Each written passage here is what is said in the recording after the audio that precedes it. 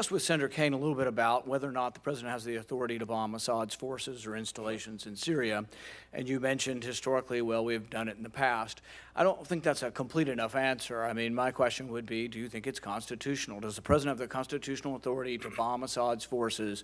Does he have the authority, absent congressional action, to bomb Assad's forces or installations? Senator, as I think I said to Senator Kaine, I'm happy to repeat my view on this. Those decisions are weighty.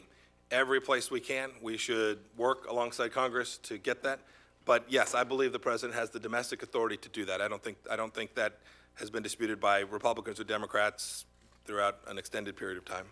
Actually, it's disputed mostly by our founding fathers who believe they gave that authority to Congress, and actually they're uniformly opposed to the executive branch having that power. In fact, Madison wrote very specifically, he said, the executive branch is the branch most prone to war, therefore we have, with studied care, vested that authority in the legislature. So the fact that we have in the past done this doesn't make it constitutional, and I would say that I take objection to the idea that the president can go to war when he wants, where he wants.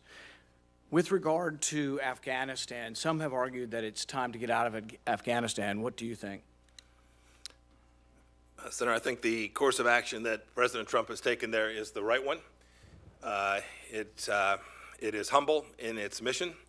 It understands that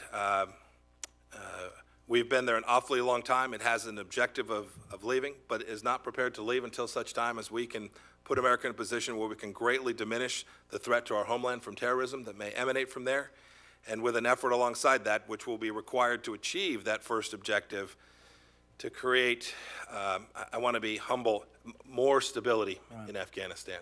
Well, actually, the president has been very specific at times on this, and he said it is time to get out of Afghanistan. We are building roads and bridges and schools for people that hate us. It is not in our national interest. That's a direct quote. So the president said it was time to get out. It sounds like you say it's time to stay. Is that a difference in opinion? Some here worry that you're going to be too much in agreement with the president. I actually worry you're going to be too much in disagreement with the president. One of the things I have liked about the president is he says it is time to come home. Let's declare victory and come home. But it sounds to me like you were saying we need to stay. Senator, sounds like I have a Goldilocks problem. Too close, too far. Different porridge for each. Senator, the president also said in the summer at Fort Myer that he was committed to the mission that I outlined there. That's consistent with what Secretary of State has been trying to do diplomatically. It's consistent with what Secretary Mattis has been trying to do by supporting Afghan forces in the country. I believe, and I share the president's view, that we have a continued role there. And while I want to get out in the same way you do, I have friends who are serving there. I've had friends, as I know you would, who have been injured. We're not at a place yet where it's appropriate to do. Here's the problem is, are we ever going to be at that place? I mean, so you've got people, the administration, yourself now saying in your written questions back to me that there's not a military solution.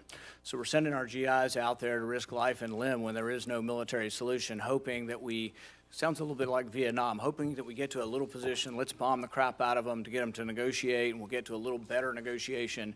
In the end, it was no better in Vietnam. It was still a disaster in the very end, and a lot of people wasted their lives in the end for that. I think that there is no military mission, and when you admit there's no military mission, it is hard for me to square with your desire still to stay. And we say, well, we want to leave, but when? We've been there 18 years. I think we should declare victory and come home. I think we won the battle. We did. We literally did win. There's nobody left alive who plotted to attack us on 9/11. I've asked people repeatedly, tell me the names of those left alive in Afghanistan, in Pakistan, anywhere in the world. We're now sending people to war who weren't even born when 9/11 was. And every administration comes, not just Republican, Democrat, they come and say, oh, well, it's, you know, it's just fine. We're going to keep fighting these wars. And it's like that it has something to do with 9/11. No, it has nothing to do with 9/11. Everybody around the world that is a radical Islamist we now are at war with because we said, oh, we got the permission to go at 9/11.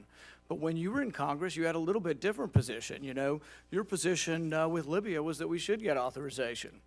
Your position in 2013 was also, you wrote an op-ed with Tom Cotton saying, well, we should give the president the authority he needs to go into Syria. Not because you were like me that we shouldn't get involved in another war, because you were eager to get involved and you wanted to give the president permission and say, please, President Trump, let's go to war in Syria.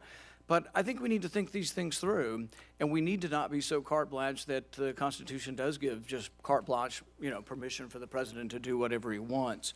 Do you think the Iraq War was a mistake? Senator, I was running a machine shop in Kansas at the time, so I don't have a contemporaneous view that I expressed. No opinions back then? How about opinions now? I may well have had an opinion. Was there? But no, my opinion now is, look, we had bad intelligence. I've been one of the few CIA directors who's been willing to say we get it wrong, in spite of all the enormous resources. But it's not just bad intelligence. But we did have bad intelligence. We did geopolitically the wrong thing. We got rid of the enemy of Iran. We emboldened Iran. We made it worse. We brought chaos to the Middle East. We are still suffering the ramifications and repercussions of the Iraq War. But your president said it very clearly. He says that the Iraq War was the single worst decision ever made. So once again, I'm concerned that you won't be supporting the president, that you will be influencing him in a way that I think his inclinations are actually better than many of his advisors, that the Iraq War was a mistake, that we need to come home from Afghanistan. He was against being involved in Syria at many times in his career. So I think he does have good instincts.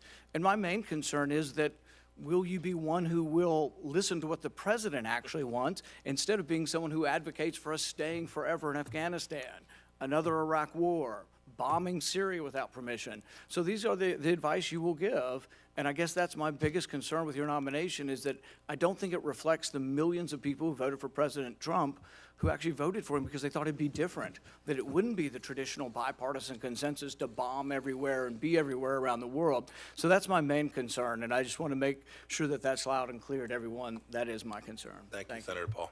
Thank you. Senator Murphy. Thank you, Mr. Chairman. Thank you, Director. Good to see you. There's an extraordinary article, I believe, from late last year in the New